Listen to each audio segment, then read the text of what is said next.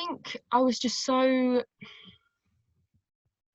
lost and so, yeah, like you said, just crippled with all these beliefs, like they were the truth, that if my body is slightly revealing in any way, that I'll get abused or I'll be in danger or someone's going to take advantage.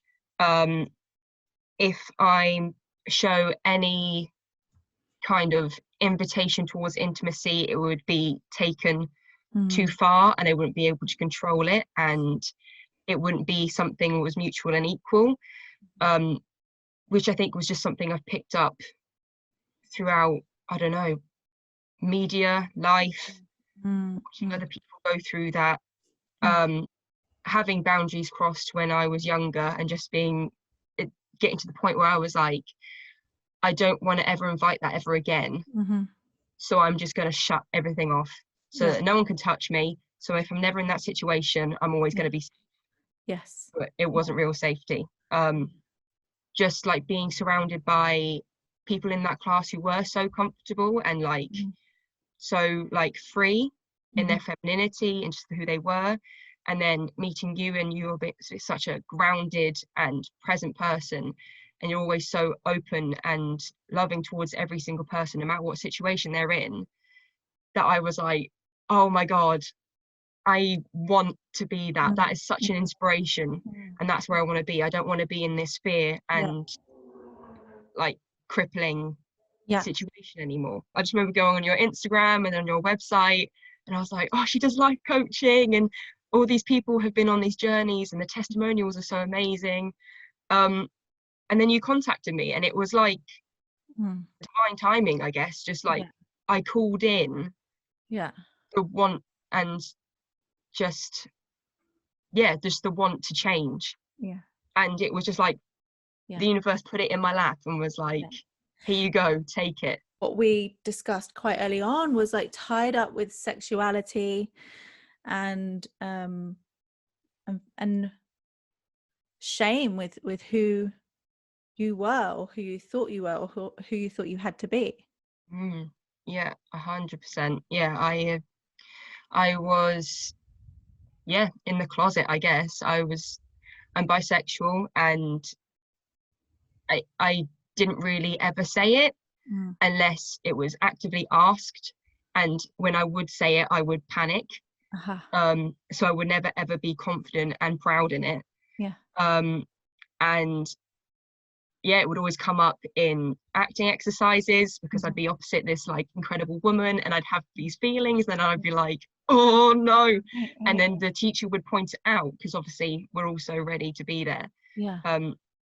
And then I'd panic and be like, oh god, what if people find out and people think I'm this and that, and all these thoughts and stories that I've been taught through even media. And I didn't want to address it, and I wanted to pretend it didn't exist unless it came up. But then on the other hand, I just wanted love. And I like, they were just like complete crossed wires. I felt like you really wanted to be free, like from our talk together, that there was this, even though we didn't know how, it was almost like I feel that there's something on the other side of this, and I want it, and I want it. And so that desire in you was strong, that willingness. And that's another reason why you've grown so much, is because you are so willing. And so many people, they say they want to change or they want to work on themselves, but they really just they hold on to the past, kicking and screaming. And at which point it's like, I can't do the work for you, but you were so willing to turn up like an empty cup, like an open book, like a sponge, and just go, yes, I want it and I'm ready. Because I saw so many people who were proud members of the LGBTQ+ community, and I saw so many empowered women who were in their body, and I'd support from the sidelines and not put myself in the equation, because I just didn't want to address what I had attached to me. So I'd like try so hard to rise up everyone else, but I just completely neglected myself. Yes. It was only until I went on this course that I realized that I am what I inspire to be. Yes. I was just holding myself back. Yeah. Do we want to be on a cheerleader on the side, or do we want to be in it? In it every time now. Yeah. There's no question anymore. Yeah. It's just from that first step of taking it in that direction, there's no going back after that. Yeah. Because you know that that's just not the unconditional love that you deserve. And I was just told by so many people, you need to get some self-love from somewhere, you need to find some self-worth from somewhere. Right, and I was just like, take this self-love magic pill, shall I? I was like, where do I get it? Where do I get it? And even I don't what know. is it? What is this self-love thing? I was the same. I didn't it was just a concept, or it was just a poster, it was just a meme or something. It didn't actually mean anything to me until I'd done this work, and I really started to see, I suppose you understand what the self-love is when you see how much you've been withholding love from yourself. And even in my humor, I would be self-deprecating towards myself. That was how I was funny, was putting myself down. And that is such a crazy concept, because I would never ever make a joke about my best friend in such a self-deprecating and horrible way.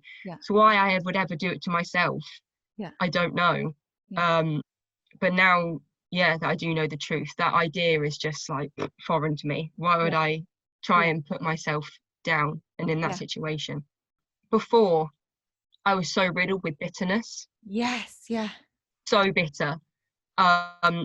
And even when I'd see other people that I care about so much with so much love, if I saw them rise, that little gremlin came up with this bitter talk of like, they're making it, why aren't you making it? They shouldn't be making it, they're not allowed to make it. It's hard for you, it should be hard for them as well. So the jealousy and the competitiveness creeps in because we're horrible to ourselves. So and even if we want to be this wonderful, nice, caring person, we can't help it. You catch yourself having these thoughts about people because it's so crippling. And then you berate yourself for having the thought, and then you berate yourself, and then you're like, I'm such a horrible person. And it's this huge cycle of just negative feedback. And it was only when I came and onto this course, and I actually like allowed myself to feel the mantras and allowed myself to sit in the actual truth that I am enough just as I am.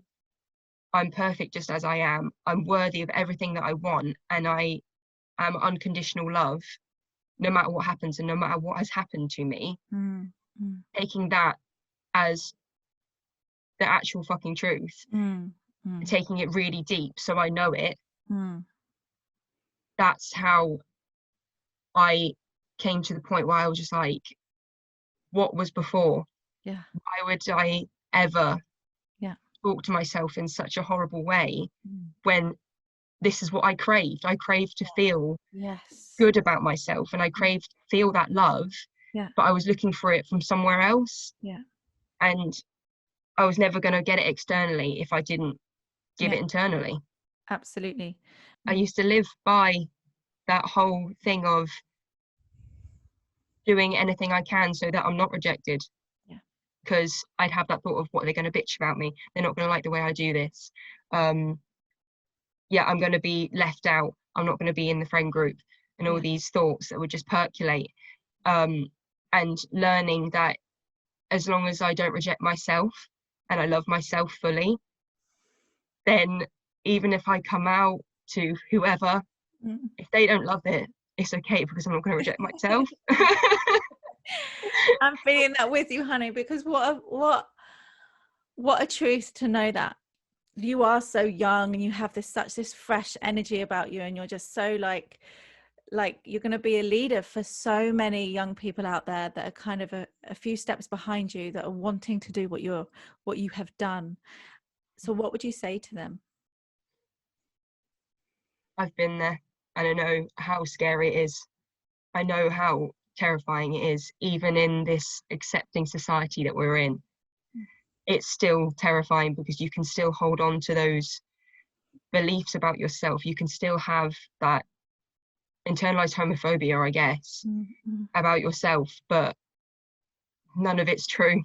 Absolutely none of it's true.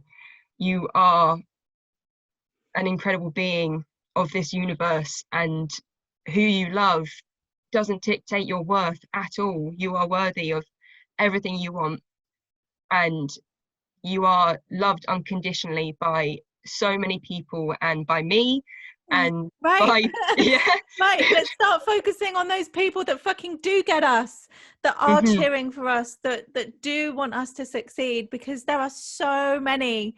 Once we open our eyes to it and we start surrounding ourselves with our people, with our tribe, with our supporters, with that love, yes, those people that are settling, doing stuff they hate because they just think that they can't get any better, that this is all there is, that this is what life has in store for them. What would you say to them? Life has so many opportunities and possibilities, and if you just take that step and have that courage to follow what actually lights you up, and something that you love, and that if you woke up every morning and you go, oh yeah, I get to do that today, take that step, because the universe has got you 100%, as long as you're taking that step from that truthful route. Yes.